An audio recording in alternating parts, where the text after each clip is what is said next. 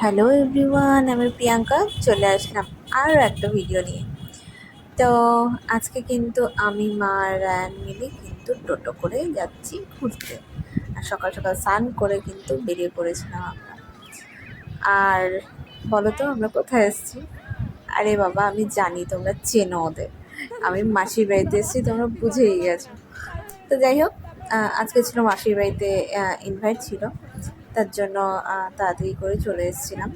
আর এখানে দেখো দুপুরে খাওয়া দাওয়া কিন্তু আমাদের হয়ে গেছে। আর খাওয়া দাওয়ার পর আমাদের শুরু হয়ে গেল আড্ডা, হাসাহাসি যা হয়।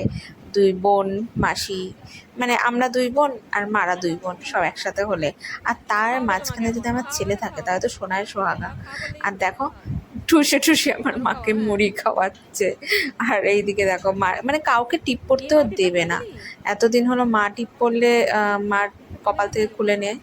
আর এখানে দেখো মাসিকে টিপ পড়া দেখেছে, মাসির কপাল থেকে খুলে নিয়েছে।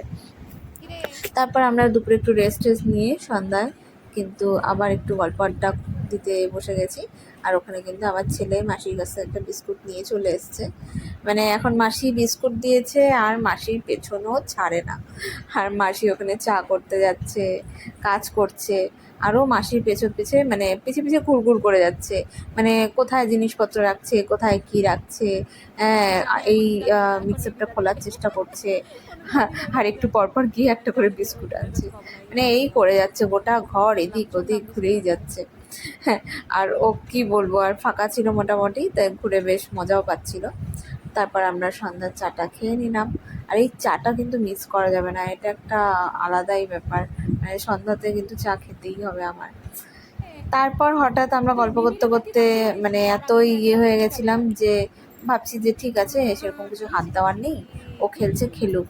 আর এসে দেখি রিমার এই মানে ড্রয়ারটা খুলে রীতিমতো ওর গলার মালা, চুড়ি সব বের করে নিয়েছে। আর ওপরেরটা তালা দেওয়া যায়, নিচেরটা তালা দেওয়ার কোনো অপশন ছিল না। তো মনেই সুখে ওগুলো বের করছিল।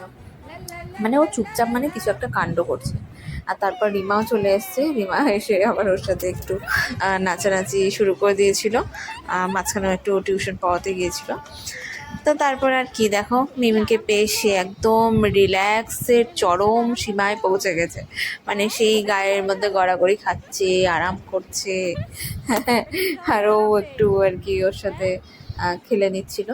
তারপর রাতে খাওয়া দাওয়া করে একটু লেটই হয়ে গেছিলো। ভাবছিলাম টোটো পাবো কি না।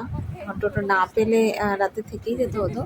কিন্তু তারপর দেখলাম যে না, ওই পোস্ট অফিস মোড়ের ওখান থেকে আমরা টোটো পেয়ে গেলাম, কারণ ওখানে অনেক রাত পর্যন্ত পাওয়া যায় টোটো।